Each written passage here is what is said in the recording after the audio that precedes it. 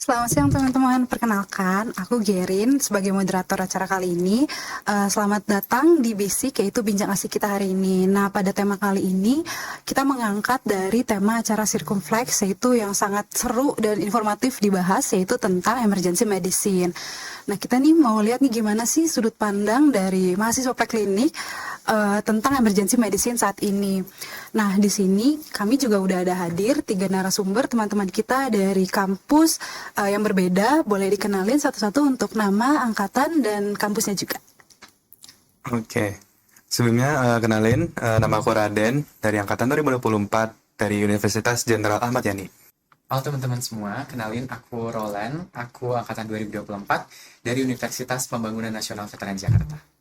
Halo semua, kenalin nama aku Neo dari angkatan 2024 dan dari Universitas Indonesia. Oke, jadi karena udah perkenalan, kita langsung aja nih langsung ke inti acaranya. Kita mau langsung pertanyaan pertama, yaitu pertama aku mau mulai dengan pertanyaan simpel dulu nih. Kalau dengar kata emergency medicine, apa sih yang langsung muncul di otak kalian, di pikiran kalian tuh apa? Jadi sebenarnya emergency medicine itu kalau dari pemahaman aku itu pokoknya adalah bagaimana kita itu bisa menanggapi suatu kegawat daruratan ataupun misalnya ada suatu musibah dan lain sebagainya yang tertimpa pada seseorang itu pada tertentu, dan bagaimana kita bisa bertindak untuk menangani atau memitigasi hal tersebut. Kalau yang ada di pikiran aku secara visual mungkin ambulans ya. Kalau secara auditori mungkin suara sirine dan suara ricuh rumah sakit, dan kalau secara kinestetik mungkin suasana yang complicated di rumah sakit atau di tempat kejadian gitu. Jadi sama kayak Neo, jadi kalau dengar kata emergency medicine itu lebih mengarah ke penanganan secara cepat ya berdasarkan golden time, di mana itu akan sangat menentukan keselamatan korban di jam-jam berikutnya. Sebenarnya sama sih secara pemahaman mirip-mirip aja, tapi kayak emergency medicine ini tuh kayak kalau misalnya di translating gitu ya ke bahasa Indonesia itu kegawat daruratan medis. Ya, which is kalau misalnya gawat darurat ya bisa terjadi di mana aja gitu, nggak cuma di rumah sakit. Nah, makanya kegawat daruratan medis ini sangat-sangat penting di pelajari gitu ya, khususnya untuk mahasiswa fakultas kedokteran gitu. Oke, setuju sekali. Jadi dari semua yang sudah dijawab, Ya, emergency medicine itu semuanya tuh cepat, tiba-tiba, dan nggak ada yang tahu kapan bisa terjadi. Makanya kita sebagai seorang preklinik ini harus tahu gimana penanganannya dan gimana sih kita bisa handle itu semua dengan cepat gitu ya. kita next ke pertanyaan kedua nih. Dari sudut pandang mahasiswa preklinik, skill apa sih yang menurut kalian paling penting untuk diasah kalau tertarik mau terjun ke emergency medicine? Menurut aku dua hal yang paling penting diasah itu adalah critical thinking dan problem solving. Karena kita nggak tahu ya keadaan di mana situasi tersebut terjadi, bisa saja di jalan raya, atau mungkin di kamar mandi, atau bahkan tempat yang tidak kita duga sekalipun. Jadi kita harus mampu mengkolaborasikan berbagai kemampuan yang kita punya untuk mampu menyelesaikan permasalahan tersebut. Tidak selamanya orang yang henti jantungnya terjadi di dekat rumah sakit. Tidak selamanya kecelakaan itu terjadi di dekat sungai atau mungkin di dekat tempat fasilitas kesehatan. Jadi problem solving dan juga critical thinking itu penting banget sih. Dari aku sih sebenarnya sama, tetapi mungkin tambahin lagi kayak misalnya kita critical thinking dan problem solving, tetapi yang namanya juga kegawat daruratan medis kita itu harus melaksanakannya dalam kurun waktu yang singkat atau cepat gitu. Jadi kalau misalnya ada suatu kegawat daruratan maupun ada seorang yang misalnya terluka dan lain sebagainya, kita itu harus cepat tanggap, tidak bisa kayak hanya benar-benar berpikir secara mendalam terlebih dahulu, tapi harus benar-benar datang siap tanggap gitu. Dan selain itu juga yang penting kalau dari menurut aku itu komunikasi, karena bagaimana caranya kita itu bisa kayak mengetahui keadaan suatu misalnya suatu di tempat A, di tempat B dengan orang A, C dan D gitu, kita itu harus saling mengkomunikasikan dengan satu sama lain, dengan sesama tim medis bencana tersebut gitu. Dan menurut aku itu sangat penting komunikasi. Nah, kalau misalnya dari aku nih yang nggak kalah pentingnya juga adalah emotional manajemennya. Nah, emotional management itu kenapa? Karena ini kan ada kayak suatu hal yang terjadi secara tiba-tiba ya, yang kita tidak inginkan. Kalau misalnya emang tiba-tiba terjadi gitu ya di depan mata kita tuh, kita nggak boleh panik kayak gitu. Dan emotional manajemennya juga biar tadi komunikasinya biar lancar aja gitu ke sesama pembantu yang ada di sana juga kayak gitu. Oke, jadi berdasarkan jawaban yang tadi udah didengar, nggak cuma critical thinking dan cepat tanggap doang nih, tapi kita perlu komunikasi, terus untuk emotional management juga perlu tetap tenang ya, biar kita bisa ya nanganinya cepat dan sesuai apa yang dibutuhin pasien gitu kan. Oke, kita lanjut ke pertanyaan ketiga nih. Kita sering lihat di film atau series tentang kedokteran, udah banyak banget kayak drakor-drakor, film-film tentang emergency medicine nih. Menurut kalian apa sih gambaran yang beda di emergency medicine yang sering kita lihat di film sama apa yang kita pelajarin sesuai buku atau textbook di preklinik ini? Kalau misalnya aku lihat dari kayak misalnya drama film atau kayak ya dari film-film tentang kedokteran gitu, yang kalau misalnya perbedaannya gitu ya sama film sama yang kita pelajari, itu mungkin yang kita pelajari itu bakal lebih detail gitu ya. Nggak apa sih, kayak ada beberapa pelajaran yang tidak diperlihatkan di film gitu. Yang kita lebih detail, kita tuh harus tahu letaknya di mana. Sedangkan kalau misalnya film itu ya cuman kayak actionnya aja biar kelihatan keren di depan kamera gitu. Betul. Nggak sedetail yang kita pelajari kayak gitu sih. Sebenarnya kalau dari film itu kayak memang tidak semua film itu akan bisa merepresentasikan hal emergency medicine itu dengan cara yang akurat ya. Meskipun memang ada yang bagus, ada yang tidak juga. Nah, tetapi yang kita bisa tangkap dari film ataupun yang tidak itu adalah kalau di film itu meskipun kayaknya sedikit di exaggerating gitu ataupun kayak diperlihatkan actionnya, tetapi kita juga bisa kayak belajar bahwa oh sebenarnya kalau dalam hal kegawat-dawatan medis itu orang-orang yang di sana itu cepat tanggap dan langsung kayak benar-benar punya flow yang smooth gitu untuk bisa menyelamatkan korban-korban bencana tersebut gitu. Jadi sebenarnya sih kayak dari perspektif yang lebih positif bahwa kayak misalnya dari film-film penanggulangan bencana seperti itu adalah kayak bentuk representasi secara sekilas bagaimana emergency medicine itu secara nyata terjadi. Tapi kalau misalnya di FK atau misalnya kita belajar mau ada workshop P3K dan sebagainya gitu dan sebagainya, itu memang kita akan mempelajari itu secara lebih detail dan itu memang kayak benar-benar diperhatikan sampai apakah kayak airway-nya dan meeting-nya ABCDE yang kita udah pelajarin itu ya itu beneran sampai dikasih tahu kayak bahwa prosedurnya itu ada ini terlebih dahulu buat bisa nanganinya dengan baik. Mungkin kalau dari aku basically mirip ya sama Raden dan juga Neo. Sekarang udah banyak banget series drama film yang ngangkat tema tentang emergency medicine. Tapi aku setuju banget kalau mau secanggih apapun teknologi dan juga sebaik apapun drama ataupun media entertainment tersebut dirancang, pasti tetap ada hal-hal detail kecil yang terlewat ya, termasuk hal-hal yang kita pelajari mungkin dalam skills lab sebagai mahasiswa preklinik dan juga kuliah-kuliah pakar, karena emang yang namanya dunia entertainment pasti sudah ada settingan di belakangnya dan juga mereka tentu saja tujuan utamanya itu adalah engage penonton, audiens sebanyak mungkin. Terkadang juga menyingkirkan beberapa hal yang ternyata penting untuk diketahui oleh masyarakat awam, dan juga media entertainment pasti akan mempertimbangkan hal-hal yang sekiranya layak dipertontonkan secara publik, dan juga ada hal-hal yang memang sifatnya sangat medis dan harus dan wajib dijaga kerahasiaannya. Oleh sebab itu di media entertainment itu pasti akan sangat berbeda dengan kehidupan realitanya seperti apa. Oke, jadi ya jelas pasti ada bedanya ya, nggak mungkin plek-ketiplek sama yang di drakor atau di film-film saat ini. Banyak detail-detail yang kelewat kayak dari betul tadi ABCDE ya kan nggak mungkin satu pasien ditampilin setiap ABCDE-nya kan. Jadi menurut kalian apa sih karakter yang cocok untuk terjun di emergency medicine? Orangnya tuh kayak karakternya tuh harus apa gitu? Mungkin kalau dari aku ya, sebenarnya seseorang yang bisa turun ke emergency medicine itu, aku rasa itu memang bisa semua orang asalkan dia itu memang yang kayak terlatih gitu. Tapi terlatihnya itu dari maksud aku itu dia terlatih secara holistik.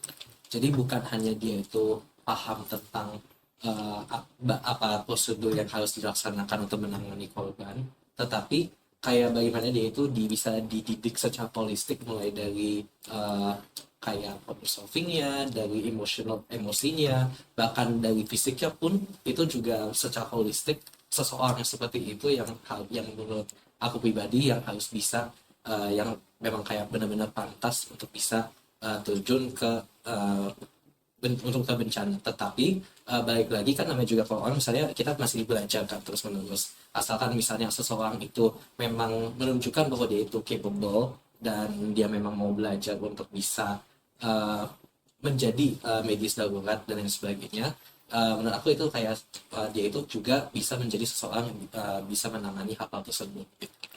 Sebenarnya kalau misalnya dari yang mau dari preklinik itu menjadi spesialis kegawat darurat medis, yaitu yang pertama yang paling depan itu yang pastinya adalah berani. Karena harus berani. Kenapa? Karena kan korban-korban dari kegawat daruratan ini kayak macam-macam kan gitu. Kayak dari bencana alam atau kayak bencana-bencananya itu benar-benar macam-macam gitu ya. Jadi yang pertama harus berani. Karena apa sih pahamnya itu bisa belajar secara terus-menerus tadi kata Neo. Jadi kayak kita tuh bisa belajar secara terus-menerus. Tapi yang pastinya kita harus punya di awal tuh adalah jadi orang yang pemberani. Itu sih. Oke, setuju. Kalau dari aku mungkin ya, pertama yang harus dimiliki secara kuantitatif mungkin perlu ya, yaitu wawasan dan juga pengetahuan tentang bagaimana cara menangani kegawat daruratan secara cepat gitu. Cuman basically aku lebih setuju kalau kualitatif juga perlu diperhatikan, karena biar sepintar dan setegas apapun seseorang mengambil sebuah keputusan, kalau dia tidak berani seperti yang disebutkan oleh Raden tadi, juga dia tidak memiliki emotional control yang baik, dia pasti akan sifat yang kuantitatif yang dimiliki secara wawasan tadi pasti akan sia-sia. Oke, jadi nggak cukup asal cepat tanggap doang, tapi harus memberani, terus emosionalnya juga harus bagus ya. Tadi juga tentang critical thinking ini harus gimana nih, biar nggak ya dikerjain asal-asalan doang gitu ya. Oke, kita next ke pertanyaan kelima nih. Sebagai mahasiswa preklinik yang belum masuk stase, menurut kalian apa sih yang bisa kita lakukan untuk mempersiapkan diri kalau tertarik ke bidang emergency medicine ini? Sebenarnya kayak memang emergency medicine ini itu kayak hal yang memang very open to all ya, apalagi terutama untuk anak kita, karena ini merupakan skill yang sangat penting gitu. Sebenarnya sih kalau dari pengalaman aku pribadi ya, kalau di UI itu ada modul atau blog yang memang mengajarin tentang masalah penanggulangan bencana ini gitu. Jadi kita beneran diajarin ABCDE, lalu bagaimana kita melakukan resusitasi dan lain sebagainya gitu, itu diajarin semua. Jadi selain kalau misalnya secara akademik kita memang dikasih persiapan seperti itu, tetapi kita juga sendiri harus aktif untuk bisa mencari ilmu dari hal-hal lain. Misalnya kalau ada workshop tentang penanggulangan bencana, itu diikutin saja. Maupun kalau misalnya kayak daftar-daftar organisasi yang juga berkaitan dengan hal tersebut, itu juga sangat bagus ya, karena memang kayak mereka itu lebih benar-benar dipersiapkan secara matang, bahwa teman-teman sini yang kayak dari FK mau memang terjun secara langsung ke bencana, itu memang kayak do it itu seperti itu.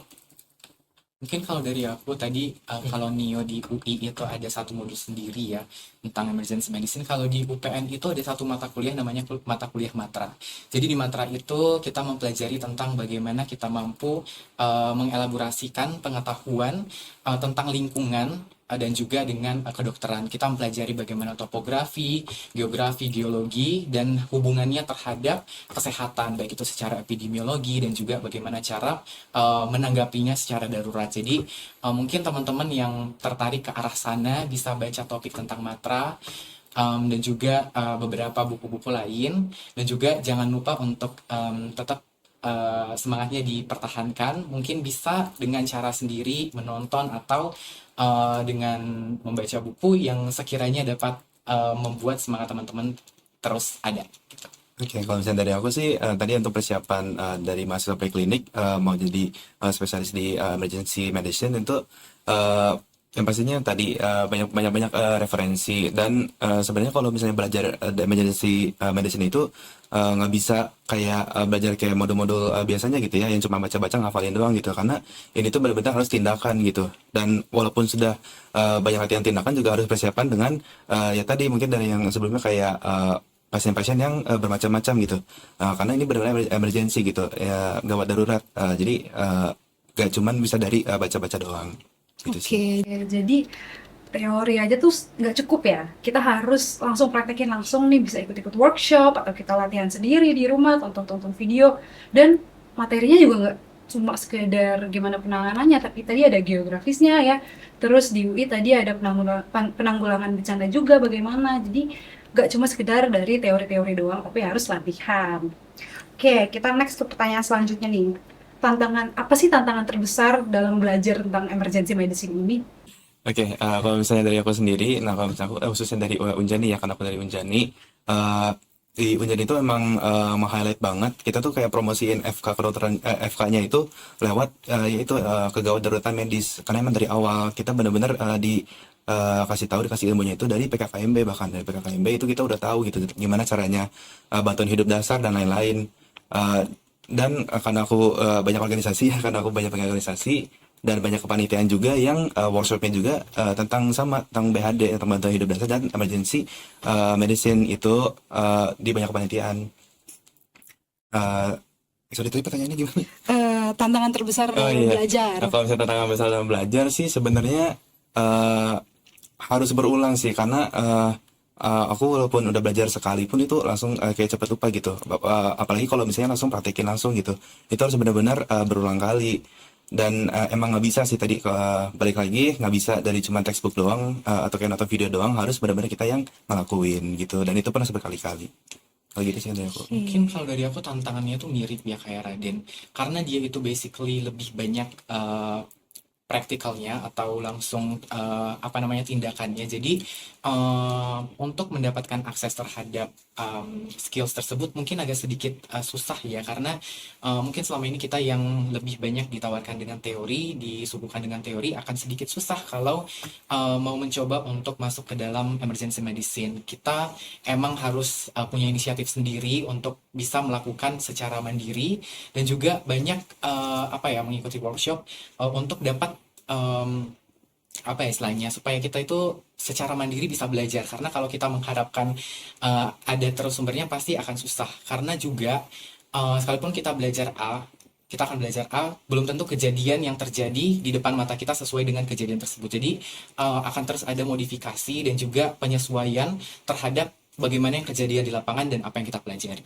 Sebenarnya sih kalau dari kayak memang pengalaman aku pribadi ya, eh, yang namanya kalau misal emergency medicine itu practice makes perfect. Jadi tidak hanya sekali dua kali doang itu pada akhirnya bisa jadi ahli dalam bidang itu. Apalagi kalau aku misalnya dalam mode pengelolaan bencana dan juga workshop-workshop lainnya, kayak misalnya aku melakukan semua bantuan hidup dasar itu dari CPR, dari BCD dan lain sebagainya, dan triase bahkan kayak masih kadang aku salah gitu, misalnya kayak masih aja saat melakukan CPR itu temponya itu terlalu cepat atau terlalu lambat ataupun tidak terlalu dalam gitu atau terlalu dangkal dan lain sebagainya gitu. Jadi pokoknya enggak sekali dua kali bahkan tiga kali gitu memang belum tentu akan jadi sempurna gitu. Dan kalau misalnya memang itu jadi tantangan terbesar kalau misalnya belajar tentang kedaruratan medis, tetapi aku rasa dengan banyaknya pengalaman dan bisa kita bahkan kalau lebih bagus lagi kalau bisa terjun masuk ke masyarakat gitu asal diawasin atau disupervisi, menurut aku itu kayak memang akan lebih baik lagi untuk bisa mengembangkan skill kedaruratan medis gitu. Oke, jadi teori aja ya nggak cukup ya, betul ya. Jadi ya harus kita ulang, dan ya betul tadi, nggak yang kita pelajarin sesuai dengan pasien nanti yang kita dapat gitu ya. Dan apalagi emergency medicine ini nggak sekedar kita belajar teori kayak biasa yang penyakit A ya obatnya B gitu ya, tapi kan ini kan benar-benar complicated ya, jadi kita harus pengulangan dan harus terjun langsung untuk lihat gimana sih realitanya, nggak cuma sekedar dari medsos doang gitu ya. Nah, untuk pertanyaan terakhir nih, untuk teman-teman preklinik yang mungkin masih bingung mau ke arah mana atau merasa belum cukup untuk ke emergency medicine nih, apa pesan dari kalian yang mungkin bisa kalian sampaikan gitu?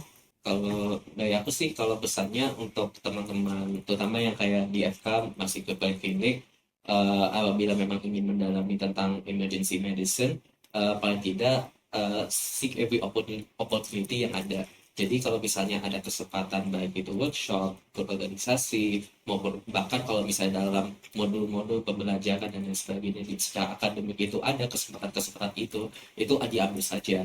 Soalnya balik lagi seperti yang tadi aku bilang bahwa practice makes perfect. Dengan kalian lebih banyak terpapar dengan hal-hal tersebut, pada akhirnya kalian itu lebih terfamiliar dengan hal-hal tersebut, dan makin lama dengan lebih banyak pengalaman, skill untuk melakukan emergency medicine itu pastinya akan meningkat terus-menerus gitu. Dan balik lagi seperti yang tadi dibilang, lifelong learning itu juga penting. Mungkin kalau dari aku mau titipin satu pesan, know your patient and know your heart. Maksudnya dengan cara kamu masuk ke kedokteran aja itu udah sangat berharga bagi jiwa-jiwa yang membutuhkan. Maksud saya, tidak selalu penanganan keadaan darurat itu harus dilakukan oleh spesialis emergency medicine. Dokter umum ataupun dokter spesialis lain yang berada di daerah tersebut atau melihat kejadian tersebut sudah seharusnya menjadi tanggung jawabnya juga untuk ikut memperhatikan dan memberikan bantuan kepada pasien tersebut. Oleh sebab itu, kalau mungkin kamu masih belum terpanggil menjadi emergency medicine, kamu bisa lihat peluang-peluang yang lain. Yang penting kamu bisa capable dan juga siap untuk menjadi orang yang membantu pasien tersebut. Ya, kalau misalnya dari aku, yang tadi kamu tuh kalian tuh tidak harus menjadi spesialis dari kegawat daruratan medis buat ngelakuin dari rencana-rencana dari kegawat daruratan medis tersebut gitu. Kalian bisa pilih jadi apapun itu, jadi spesialis atau jadi dosen atau bahkan jadi dokter umum saja sekalipun. Emergency medicine ini bisa dilakuin kapan saja gitu ya, selama kalian tuh mempunyai skill dan kemampuan dan juga percaya diri. Kalau misalnya emang dari teman-teman preklinik ini punya yang namanya ilmu dari tadi emergency medis. Itu sih. Oke, jadi ya kita harus mau dimanapun tempatnya, yang namanya udah dapat gelar dokter harus ada basic untuk handle pasien dari emergency medicine ya, entah dimanapun itu, karena yang namanya emergency nggak ada yang tahu kapan terjadi. Oke, pertanyaan terakhir tadi itu sekaligus penutup dari bincang asik kita hari ini. Teman-teman, terima kasih banyak, semuanya sangat informatif, sangat seru. Terima kasih sudah hadir saat ini, sudah mau untuk podcast dengan kami. Terima kasih teman-teman. Oke, terima kasih. Terima kasih teman-teman.